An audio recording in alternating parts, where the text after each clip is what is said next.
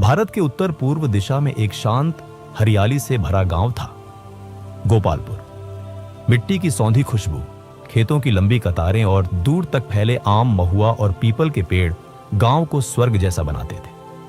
गोपालपुर के बिल्कुल पास से एक शांत और पवित्र नदी बहती थी, चांदन नदी। ये नदी गांव की धड़कन थी।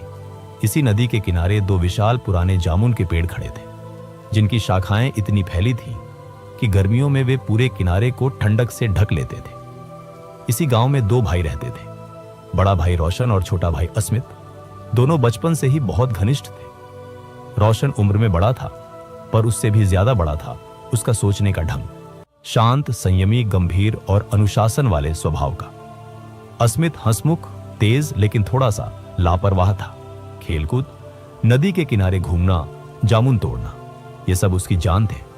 दोनों के साथ 5 और घनिष्ठ मित्र थे, अनुज, देवनंदन, मनीष, निशांत और पीयूष।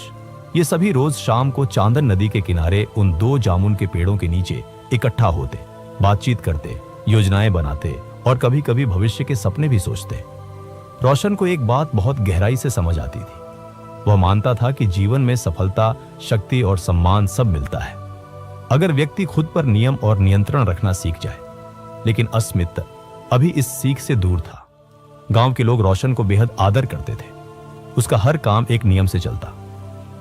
सुबह सूर्योदय से पहले उठना, नदी किनारे स्नान, जामुन के पेड़ों के पास ध्यान, गांव के बुजुर्गों से ज्ञान और फिर खेत या कारीगरी की साधना। अस्मित इन सबको देखकर मुस्कुराता था। भैया, इतना अनुशासन किसके लिए? जिंदगी मजे से भी तो जी जा सकती है। रोशन हंस देता, लेकिन बस इतना कहता, मजे तो सब लेते हैं अस्मित, पर मजे के साथ लक्ष्य रखने वाला ही जीवन बदलता है। अस्मित सिर हिला देता, पर अंदर से सोचता, भैया बहुत दिमाग लगाते हैं। अभी तो मैं खेलना चाहता हूं, सीखना बाद में भी हो जाएगा। चांदन नदी के किनारे के दोनों जामुन पेड़ों को गांव में साक्षी वृक्ष कहा जाता था। मान्यता थी कि जो भी इन पेड़ों के नीचे प्रतिदिन अनुशासन और तपस्या करे, उसकी मन इच्छाएं अवश्य पूरी होती है।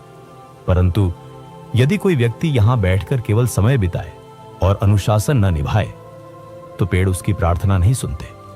रोशन प्रतिदिन वहां बैठता, आंखें बंद करता और गहरा ध्यान लगाता। अस्मित और उसके दोस्त कभी कभी खेलने के लिए आते, लेकिन ध्यान लगाने का अनुशासन उनमें नहीं था। अनुज कहता, यार अस्मित, तेरे भैया